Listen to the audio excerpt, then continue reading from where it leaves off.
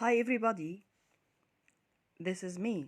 I'm gonna take you in a short trip to the Egyptian Museum to see one of the masterpieces there, which is this strange snake in front of you.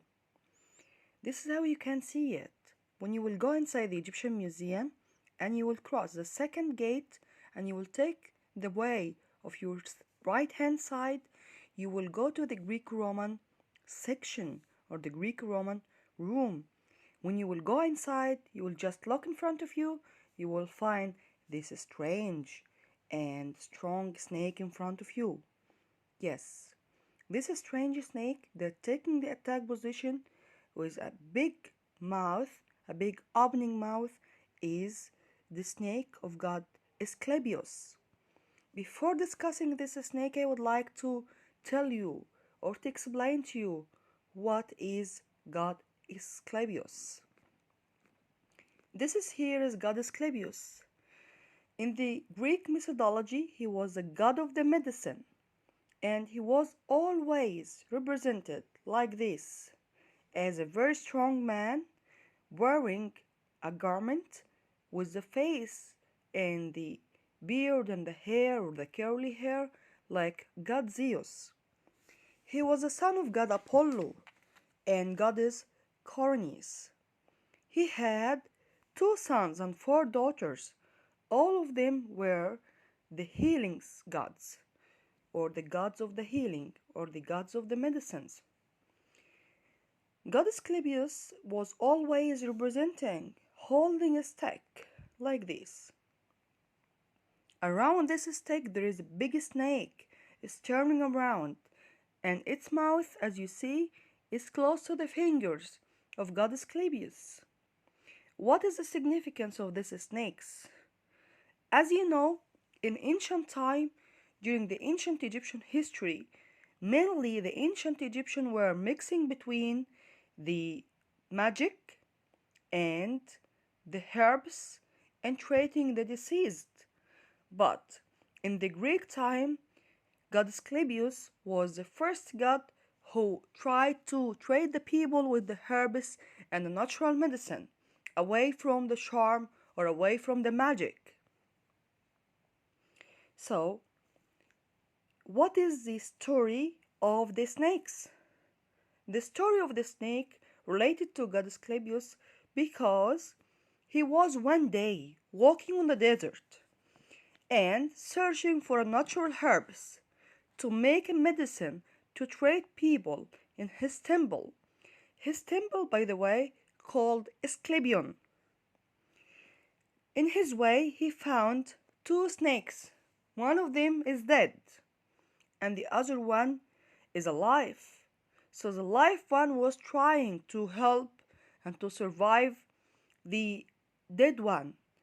How he was surviving it, or how he was holding it, he was helping it by spilling its poison in its mouth. And this poison, as you know, is full of proteins. And this proteins is helping for healing and recovering the other one. That's why they still use the poison of the snakes in healing the deceased. This is firstly. Secondly, the snake itself, when it changes its clothes or its skin, it means that it is a symbol of the resurrection. So God Esclabius was holding the snake that refers or gives the hopes to the deceased or to the sick people that they will be recovered after taking the medicine. So it was like a good sign for the deceased. God Esclabius, the son of God Apollo, was identified during the Greek time with Imhotep or Imhotep. Who's Imhotep? As we all know that Imhotep or Imhotep was the genius architect of King Zoser, the founder of the Step Pyramid at Giza. So During the Greek time, the people was identified God or the architect Imhotep with God Esclabius, the god of the medicine, and they built him a big temple in Memphis, the capital of Egypt, until the Greeks came. So, in this or inside this temple, we found a big snake. You have seen it here. Yes, this one was found inside the temple or the Asclepion of God Esclabius at Memphis. And it's made out of black chest stone, which is a very hard stone, as you know. It's a very big snake, and its tail is turning around, and the head, as you see, is taking the attack position. And if you will just focus on the skin here, you will find some scales. This refers to the skin will be changed, so it will be the symbol of recovery from the deceased. One notes that if you will just focus on its mouth, you will see that it's big one, and also its teeth is very clear, and its eyes here looks like a big open eyes. And there is something, it's like a magical or like a secret hole in this box, so the people can put the wishes inside its mouth and even inside the hole, which is right here, in order to be healed. There is a hole behind the neck of the snake, so the people can put little pieces of paper, little pieces of papyrus, including their wishes and their hopes of being recovered from their disease. That's why they were keeping this snake in front of the temple of Asclepius. Also, the snake is still used until now. If you will just look here, you will see this very famous stick. This is, we call it Cadius of god Hermes, the messenger of the gods. The two snakes here in front of you refers to God Esclabius, and they are both turning around the stick. This is what they use, is still in use inside the hospital and the pharmacies.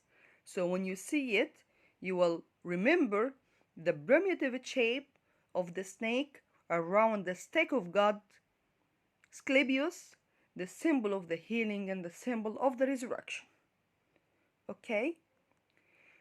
Also, I would like to tell you the difference between the snake of God Asclepius and the other one that was in use inside the temples and the tombs of the Greeks during the Greek time in Egypt. Look here. That remind you of something? Yes, I heard you. This remind you with the tomb of Catacomb at Alexandria. When you will just go inside the third level of the Catacomb tomb, you will find, or Kom Shafa, you will find this big snake. This is, we call it Agatho diamond. So it's a big difference between both of the two snakes. This is the Agatho diamond with a double crown, and it's a little bit thin and tall. And above this snake there is always a representation for Medusa, and it has a big story we will talk about but later. So now we can figure out the difference between the statue of the snake of Asclepius and the other snake of the Agatho diamond that was always represented inside the tombs of the Greeks and Romans. And this is, here is Medusa, and it has a big story behind. Now, I just would like to give you the final words about our masterpiece today is the snake of God Asclepius, the god of the medicine, that used the herbs and the medicine, natural medicine, for healing the people.